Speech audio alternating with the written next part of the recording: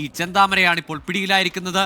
ഈ പിടിയിലായി എന്ന വിവരം സ്ഥിരീകരിക്കുന്നുണ്ട് ആലത്തൂർ ഡിവൈഎസ്പി. കാരണം കഴിഞ്ഞ ദിവസങ്ങളിലൊക്കെയും ഇന്നലെ രാത്രിയും ഏതാണ്ട് ഇതേ സമയത്ത് കാടിളക്കിയുള്ള ഒരു തെരച്ചിൽ, നാട്ടിലാകെ തെരച്ചിൽ നടന്നതാണ്. കുന്നിൻ പ്രദേശം ആകെ അരിച്ചു പെറുക്കിയതാണ്.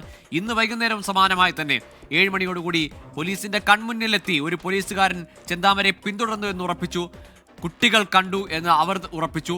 പക്ഷേ അവിടെയും അയാൾ കൺകെട്ട് പോലെ നാട്ടുകാരുടെയും പോലീസിന്റെയും ഒക്കെ തെരച്ചിലിന് മുന്നിലും അയാൾ സമർത്ഥമായി മറിഞ്ഞിരുന്നു. പക്ഷേ ഒടുക്കമിതാ പിടിയിലായിരിക്കുന്നു.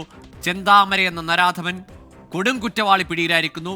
നെന്മാറക്കാർക്ക് ആശ്വാസമാണ്. കാരണം മുമ്പ് നമ്മളോട് പ്രതികരിച്ച ഒരു നാട്ടുകാരൻ, തെരച്ചിലിറങ്ങിയ ഒരു മനുഷ്യൻ പറഞ്ഞത്, എൻ്റെ വീട്ടിൽ കുഞ്ഞുങ്ങൾക്ക് പേടിയാണ്. ചെന്താമര ഒരു പേടി സ്വപ്നമായി ആ നാട്ടുകാർക്കൊക്കെ മാറിയിട്ടുണ്ട്. ആ ഘട്ടത്തിലാണിപ്പോൾ പോലീസ് ഏതായാലും ഇതുവരെ സംഭവിച്ച ഒരുപാട് വീഴ്ചകൾ പോലീസിന്റെ ഭാഗത്തുനിന്നുണ്ട്. നെന്മാറ പോലീസിന്റെ ഭാഗത്തുനിന്നുള്ള വീഴ്ചകൾക്ക് അക്കമിട്ട് പറഞ്ഞുകൊണ്ടാണ് SP യുടെ റിപ്പോർട്ട് പോയത്. അതിന് ഫലമായി SHOയെ സസ്പെൻഡ് ചെയ്യുന്നതും കണ്ടാണ് ഏറ്റവും ഒടുവിൽ ഇപ്പോൾ പോലീസ് പിടിയിലായി എന്ന് വിവരം സ്ഥിരീകരിക്കുന്നു. നിഖിൽ, ഈ മാട്ടായിൽ നിന്ന് തന്നെയാണോ പോലീസും നാട്ടുകാരും ചേർന്ന് കാടും നാടും അരിച്ചു പെറുക്കിയ മാട്ടായിൽ നിന്ന് തന്നെയാണോ ഇയാൾ പിടിയിലായിരിക്കുന്നത്?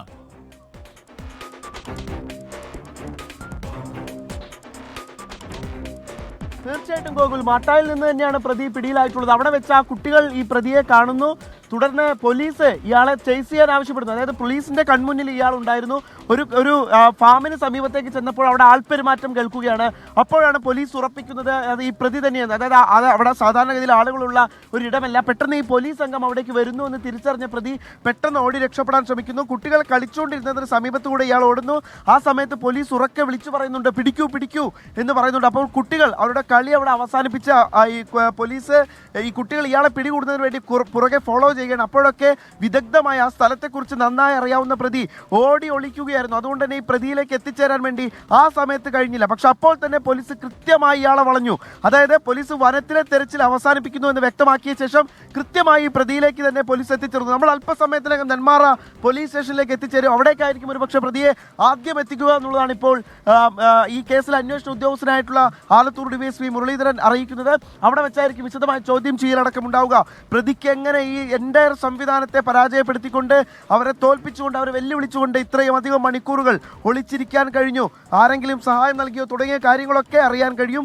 എന്തായാലും കേരളം ഇന്നലെയും ഇന്നുമായി ഏറ്റവും കൂടുതൽ ചർച്ച ചെയ്ത കേസിലെ പ്രതി ഇതാ പിടിയിലാകുന്നു. കേരള പോലീസിന് അഭിമാനിക്കാൻ വക നൽകുന്ന കാര്യമൊന്നും തന്നെ ഇല്ല. കാരണം ഈ കൊലപാതകം തന്നെ നടക്കാൻ കാരണം പോലീസിന്റെ കൃത്യവിലോപമാണ് എന്ന് നമുക്ക് കൃത്യമായി അറിയാം. ഒരുപക്ഷെ പലതവണ ഈ നാട്ടുകാർ, സുധാകരന്റെ മക്കളൊക്കെ പരാതിപ്പെട്ടിട്ടും ഈ പ്രതിക്ക് യഥേഷ്ടം ഇവിടെ കറങ്ങി നൽകാൻ വഴിയൊരുക്കിയതും സാഹചര്യമൊരുക്കിയതും എല്ലാം പോലീസ് തന്നെയാണ്.